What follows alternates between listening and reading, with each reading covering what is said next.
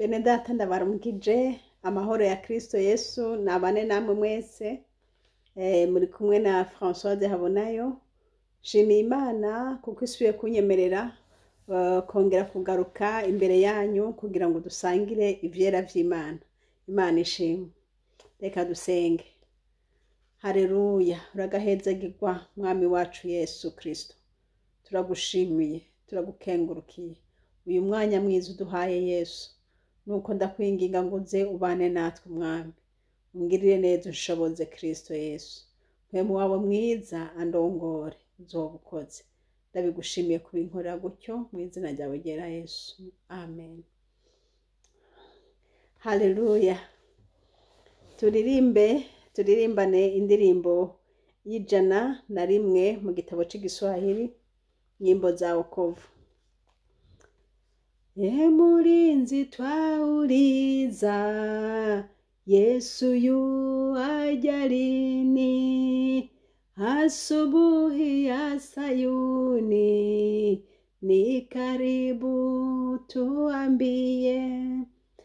Msafiri angalia, yainue macho yako, asubuhi ni karibu, ndugu simame. Siku heri ya Sabato, ya raha ni karibu, na dalili yake Yesu wote wataiona, na rohoni tunaona nchi nzuri ya ahadi. Asubuhi ni karibu, ahadi zatimizwa.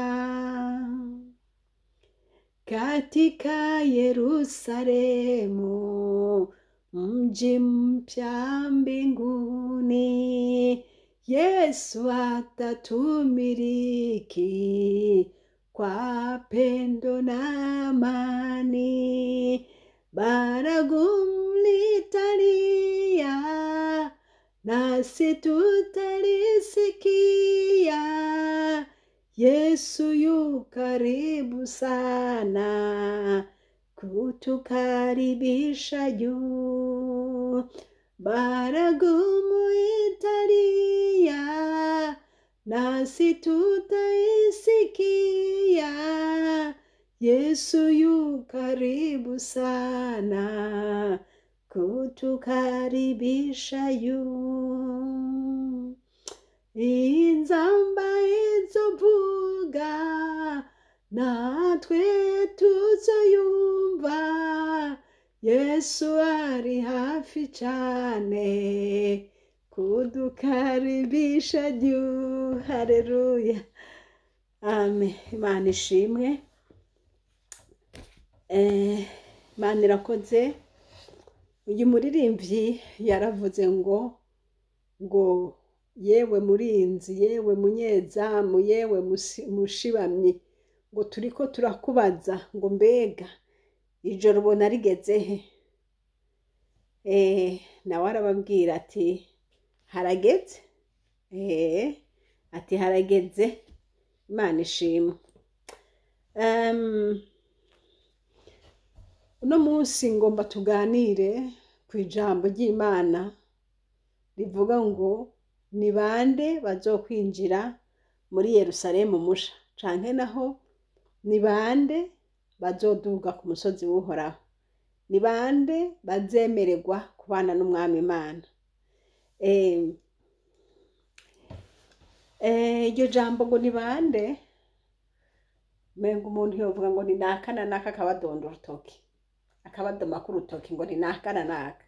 Ariko wohava wibesha canke nkibesha, kuko uko ushobora kubona umuntu ukabona ni mwiza, ukabona ko agendera mu nzira y'Imana, ushobora kubona ko ari byiza kweri kandi ukamushingira intahe. Ariko niba Bibiliya itamushingira intahe, ntaco twaba turiko turavuga, twaba twibesha. Uyu munsi nongeye kumva inzara n'inyota byo gusoma Bibiliya no kumva rwose ko dukwiye kwinjira cyane mu ijambo kugira ngo tumenye igihe aho kigeze, canke naho tumenye ngo abiteguye kwinjira mu ijuru mbega ni bande. Imana ishimwe. Reka turabire hamwe ijambo ry'Imana riri muri Zaburi 15, turahera ku murongo wa mbere, turasoma mu izina rya Yesu Kristo. Haravuga ngo Uhoraho, ninde azosembera mu ihema ryawe? Ninde azogerera ku musozi wawe wera? Ni ugendera mu bitunganye, agakora ivy'ukugororoka, akavuga ukuri mu mutima wiwe. Haleluya. Utaremenhanisha ururimi rwiwe, ntagirire nabi mugenzi we, ntakaze inkuru y'umubanyi wiwe. Reka tugeze no ngaho ngo umuntu yemererwa kuzoduga ku musozi w'Uhoraho, umusozi wera w'Imana, Yerusalemu musha, ngo n'umuntu bene data afise ingeso nziza, umuntu agororoka, ngo umuntu avuga ukuri mu mutima wiwe. Aya majambo arantsinda cane, aya majambo arantsinda cane. Ngo nugendera mu bitunganye, agakora ivy'ukugororoka, akavuga ukuri mu mutima wiwe. N'uyu murongo wa kabiri uravyujuje, ngo nugendera mu bitunganye. Beneda, ibitunganye hari utabizi, ibigororotse, ibyiza, ibishimwa, ibitagawa.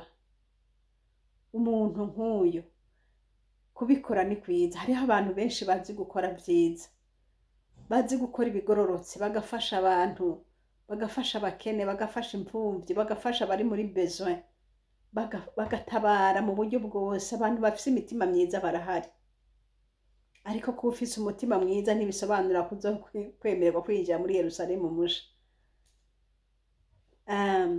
Ava ngo nugendera mu bitunganye, ngo agakora ivy'ukugororoka. Haleluya. Ivy'ukugororoka, gukora ivy'ukugororoka. Beneda, gukora ivy'ukugororoka ni gukora ivyo Umwami Yesu Kristo ashaka, kuko Umwami Yesu Kristo niwe mugororotsi. Uyo umuntu akora ivyo Data wa twese ashaka, uwo niwe mugororotsi. Ngo agakora ivy'ukugororoka, ni ukuvuga ngo bitunganye, hanyuma ngo akavuga ukuri mu mutima wiwe. Imana ihabwa icubahiro. Kenshi mu mutima w'umuntu niho haba amajambo menshi. Burya ntuzi ubona umuntu ahoze cane ngo wibaze ngo n'amahoro. Umuntu arashaka kugara umunwa, ariko umutima ugashishikara uvuga. Ariko noneho ngo nuvuga ukuri mu mutima wiwe, na hahandi utavuze, hahandi waretse umutima akaba ari uvuga, nahajya nyene ushishikara uvuga ukuri. Haleluya. Ushishikare uvuga neza, ushishikare ugira imigambi myiza, ushishikare ugorora imvugo yawe mu mutima, kuko abantu benshi bahinyurira mu mutima. Abantu benshi batuka abantu mu mitima, ariko uvuga ukuri mu mutima wiwe. Imana ishimwe. Mu mutima n'ahantu umuntu akwiye guteramira cane, kuko mu mutima haba ibintu byinshi rwose. Nanone ijambo ry'Imana ryaravuze ngo urinde umutima wawe ngo kurusha uko worinda ikindi cyose, ngo kubera yuko ariho ubugingo bwawe bududubiriza. Imana ihabwa icubahiro. Rero mu mutima n'ahantu hakwiye kuba ukuri, kandi uko kuri nawe ukuri ni Kristo Yesu. Twarabonye umuntu adafise Kristo nta kuri kuba muri kuva hehe. Yesu ngo niwe nzira, niwe kuri, niwe bugingo. Rero ukuri ni Kristo. Ntiwoshobora kuvuga ukuri udafise Kristo muri wewe. Umwami adufashe. Ngo akavuga ukuri mu mutima wiwe, ngo utarementanirisha ururimi rwiwe, ntagirire nabi mugenzi we, ntakaze inkuru y'umubanyi wiwe. Haleluya. Yesu mwami adufashe. mw'ijuru aho twimirije kuzinjira bene data nahera hazoja abera nta canduye kizogerayo oya nta canduye kizogerayo abihanye ibyaha bagaha ikibanza Yesu akabana nabo abo nibo bazinjirayo bakagorora ibikorwa byabo bakagendera mu kuri no mu kugororoka abo bazokaribishwa mw'ijuru Imana ihabwa icubahiro ngo utarementanishije ururimi rwiwe ngo ntakaze inkuru y'umubanyi wiwe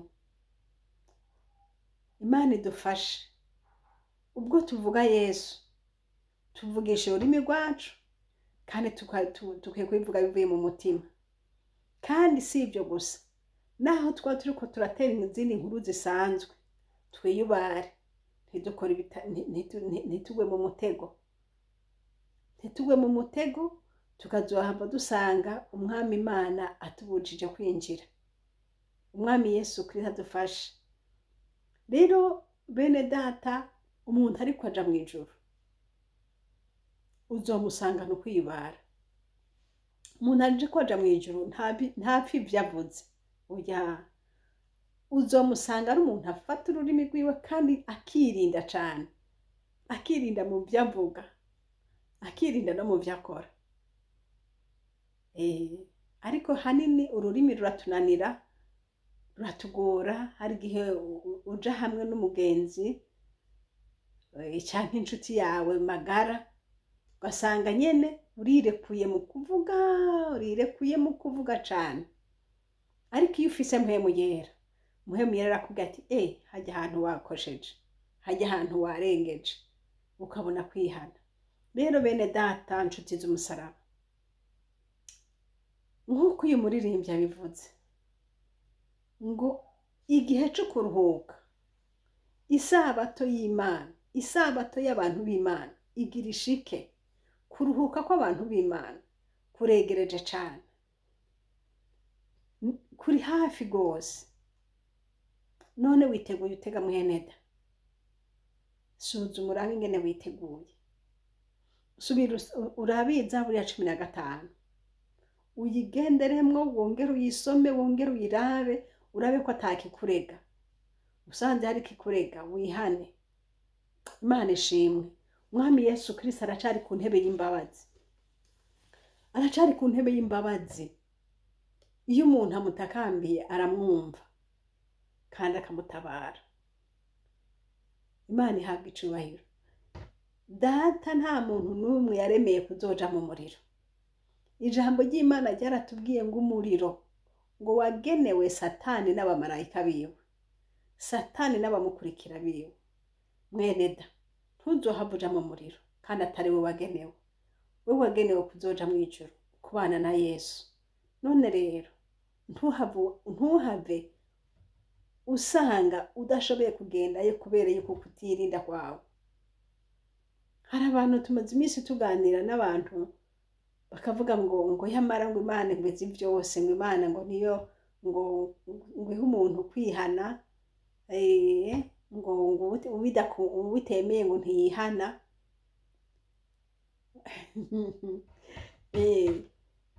bakavuga ngo hariho imirongo myinshi bivuga nyene rwose yuko ngo Imana ngo uwishatse arihana uwidashatse naho nuko nyene avuga nti ntimuhave mugwa mu mutego wo kubeshera Imana wo kuvuga ngo yuko hari Imana hari abo yageneye kuzoja mu muriro nabo yageneye kuzoja mw'ijuru wapi Imana yifuza ko abantu bose bihana bakazoja mw'ijuru ariko banse none yogira gute ijambo ry'Imana rivuga ngo nshize imbere yawe inzira zibiri hitamwo uhisemo gukurikira Yesu ubuhisemo ubugingo budashira ariko uhisemo ivy'isi ugahitamwo Satani azoguha ivy'isi ubyiva yangeyemwo ariko iherezo ryavyo ni mu mahonero ariko nshuti y'umusaraba kwa Yesu niho hari amahoro kwa Yesu niho hari ubuhungiro, kwa Yesu niho hari umunezero wuzuye. Uyo umurondere Yesu, umuhe ikibanza, arakugirira neza.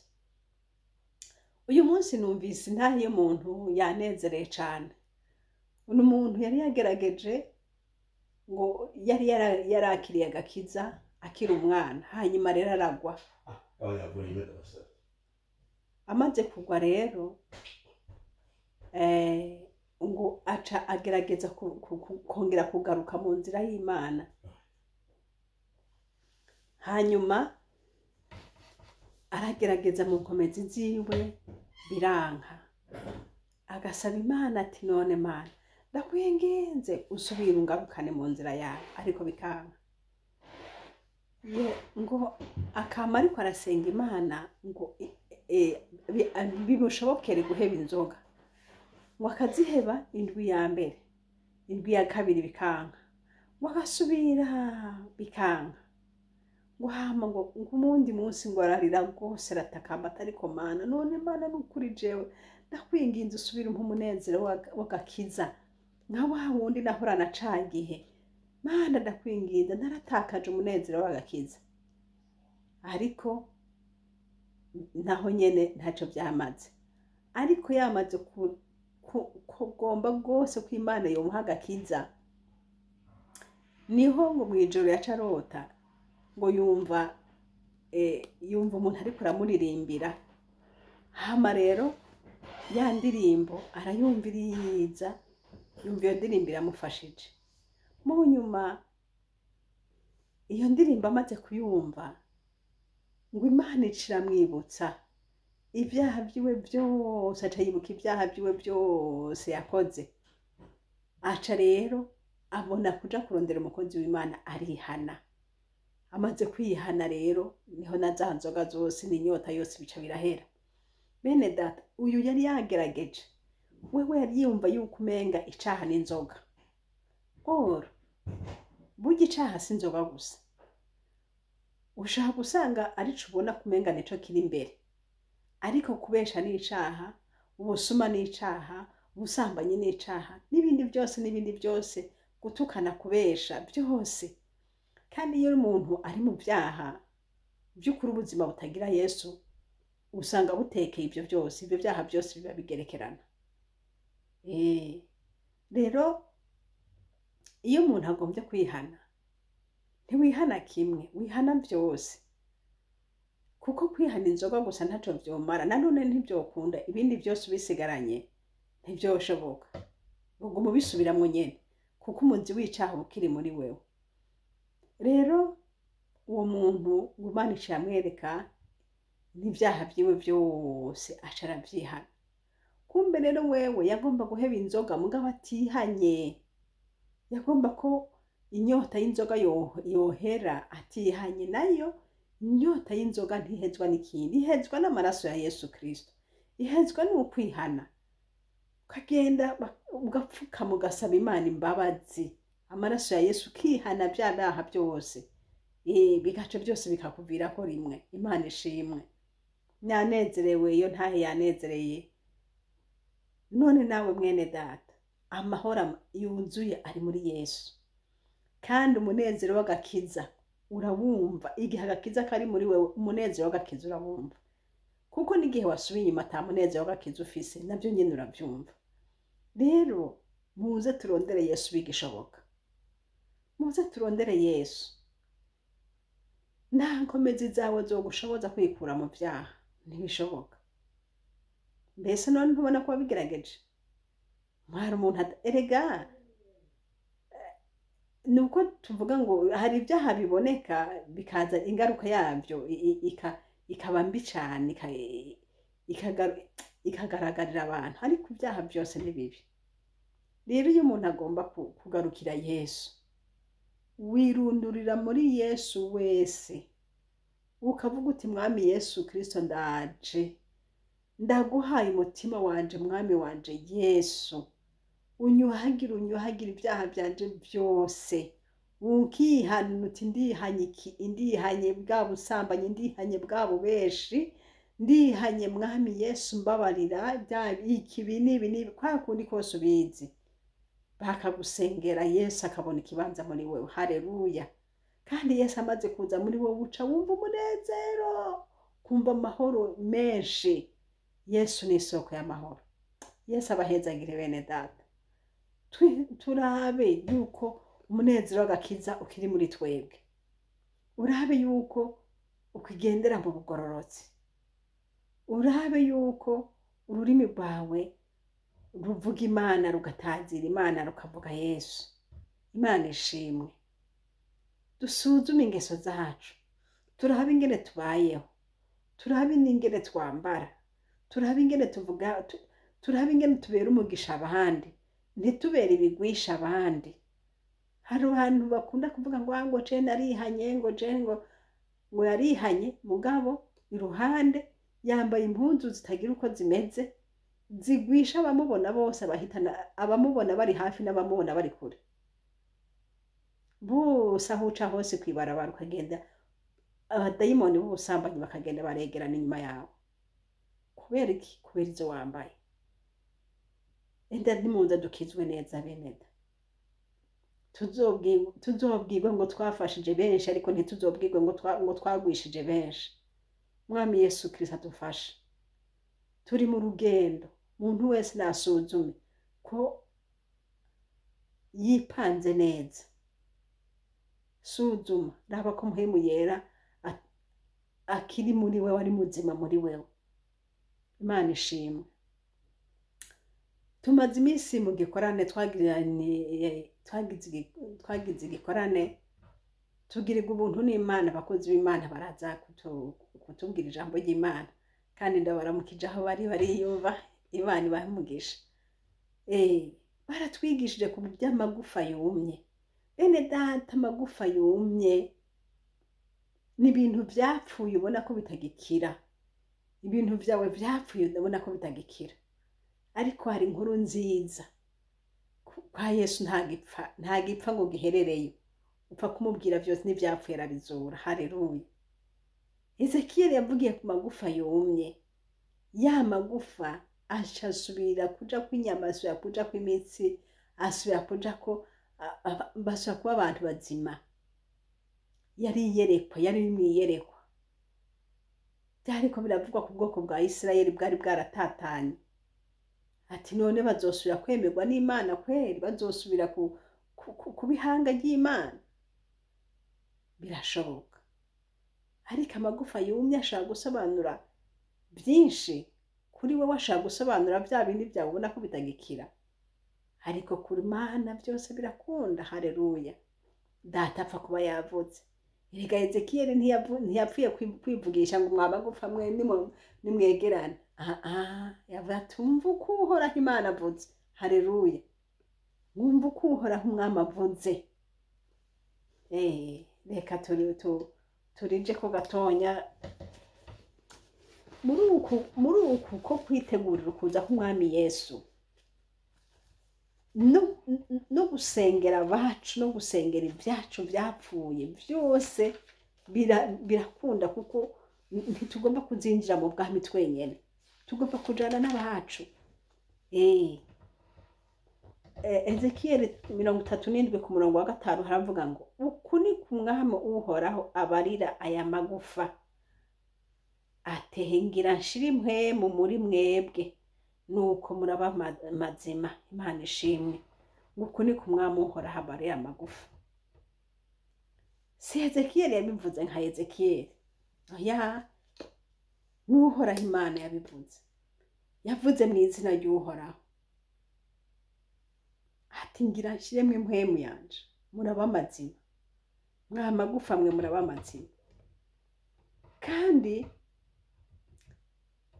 iyo umuntu agendana n'Imana, akagenda yumva uko Umwami amubariye, agakora uko nyene amubwiye, ntaco tuma ibintu bidahinduka, kuko Data ni watuma bikunda. Imana ishimwe. Inshuti yanje mwene data, umve nkubarire.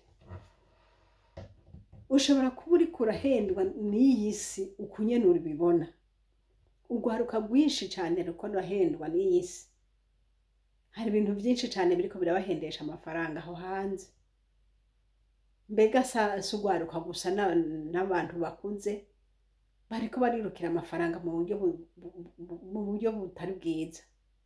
Ariko ibi byose tubona, amazu meza meza abantu babamwo, imiduga myiza myiza, ibintu byose bishashagira tubona, byose bizohera. Uko bimeze kose nta kintu kizosigara. Bibiliya irabivuga neza ko byose bizohombagurika. Iyi si izohombagurika yose. Ikintu cyose, nta kintu na kimwe kizosigara gihagaze. Naho na twebwe n'imibiri yacu irasaza, nuko bimeze, irasaza. Canke nayo idashaje urupfu rukagutwara. Nuko ntaco kumira ko ngaha kihari, ico kumira ko ni Yesu gusa. Kuko Yesu wewe umufise uyu munsi azokubeshaho n'inyuma y'urupfu. Haleluya! Inyuma y'urupfu mu bwami kwa data uzobana nawe. Ariko nutamwakira nshuti yanje bizokumerera gute? Ndakwinginga mu nyonga zohoraho Imana, ugarukire Yesu. Wamwigemewe, wa musore we, reka guhendwa n'ibyo uri kurabona, ubwo butabi ugendeza ku munwa, izo nzoga zakwishe nabi, ubwo buzima bwawe uri kuronona. Abakobwa uzosambanya bangana gute?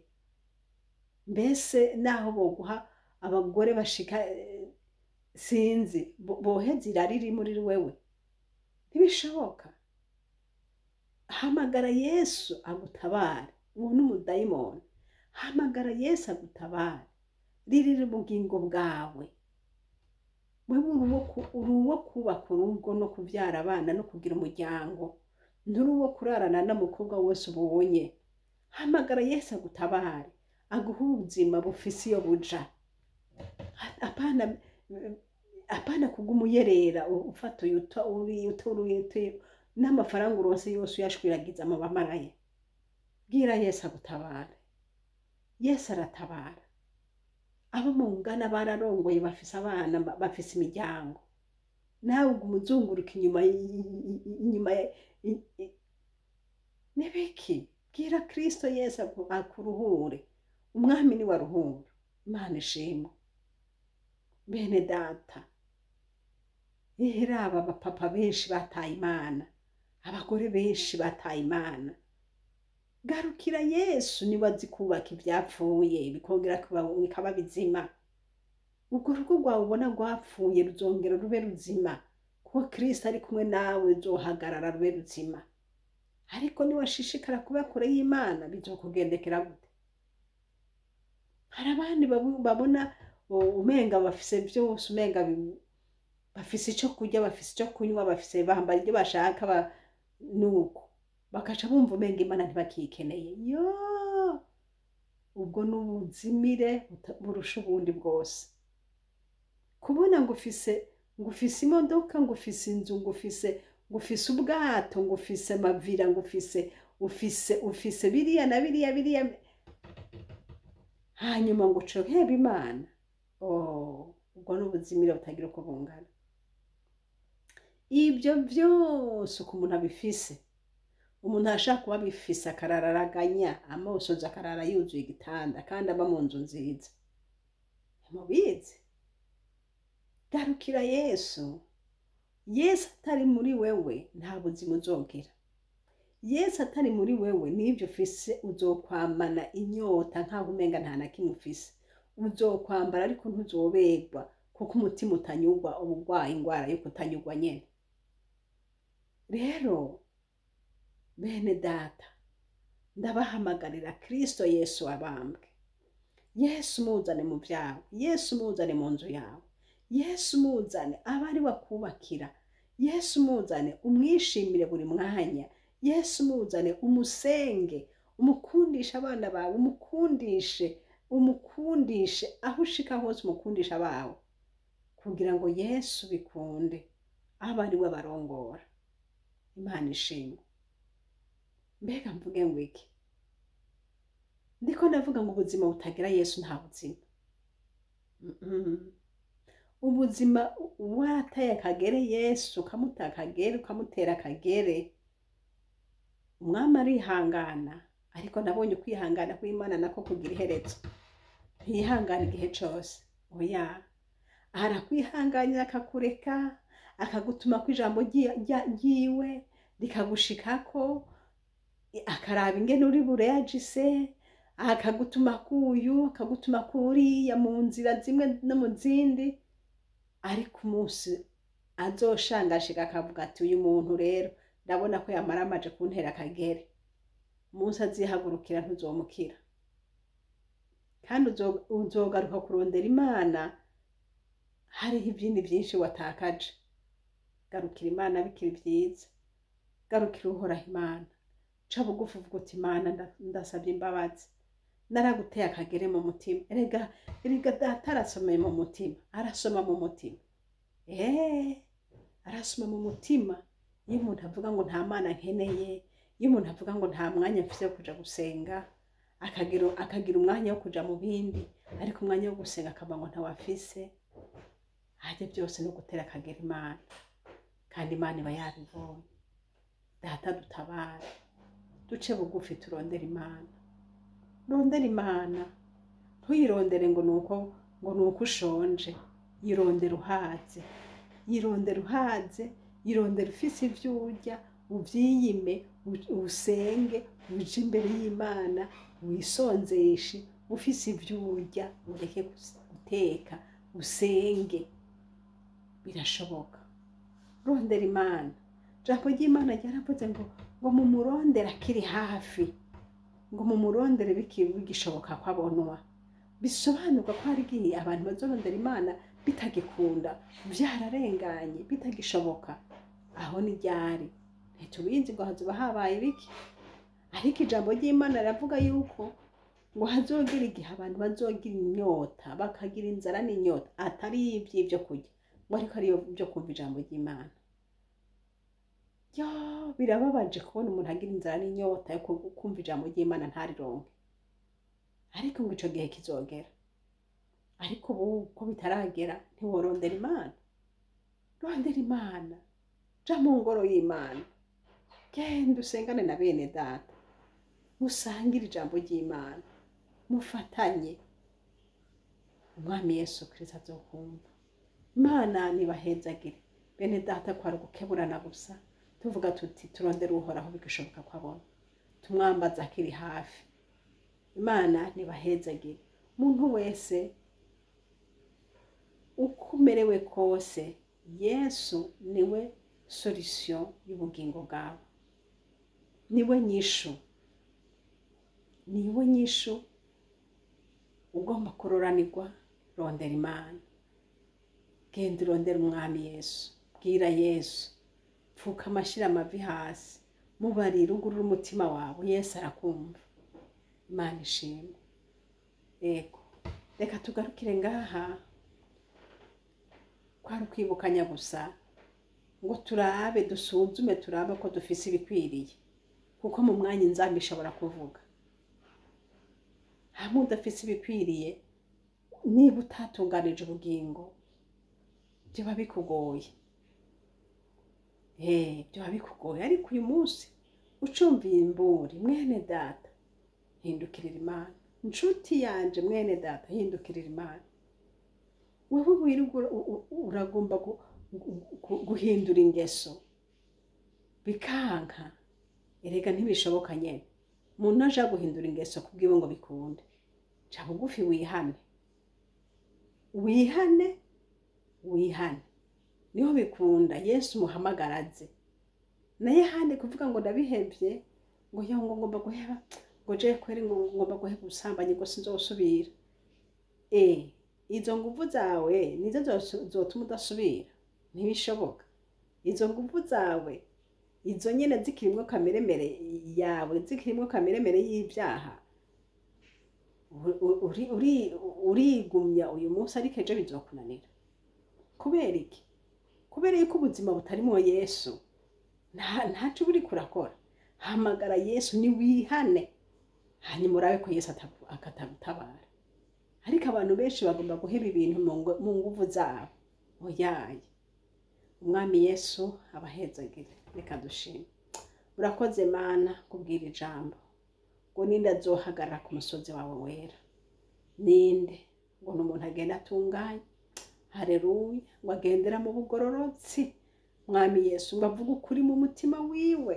Mana Yesu Kristo, ngwino udufashe, bene data bafashe, iyi Zaburi ya 15 bayirabiremwo, bategure neza, dutegura ubugingo bwacu kukugira uze gutora umugeni wawe. Urakoze mwami wacu Yesu, nukufashe mwene data wese anyumvise, ubuze amahoro Mana, umwugururire, umuha amahoro. Amahoro atangwa nawe, umuha umwanya wo kwihana, mwereke atunganye ubugingo bwiwe, akugarukire uri Imana. Urakoze Yesu, mu izina ryawe ryera, amen. Mwari kumwe na Françoise Habonayo. Nimero za telefone ni za zindi, ni +46 768 00 65 46. kandi iyi shene nayo turiko ni shene Habonayo, wanditse muri majuscule uca ubibona byose ibyo nasangije abandi mu gihe carenganye. Habonayo, wanditse Habonayo muri YouTube uca ubibona. Imana ibahezagire cyane, amen.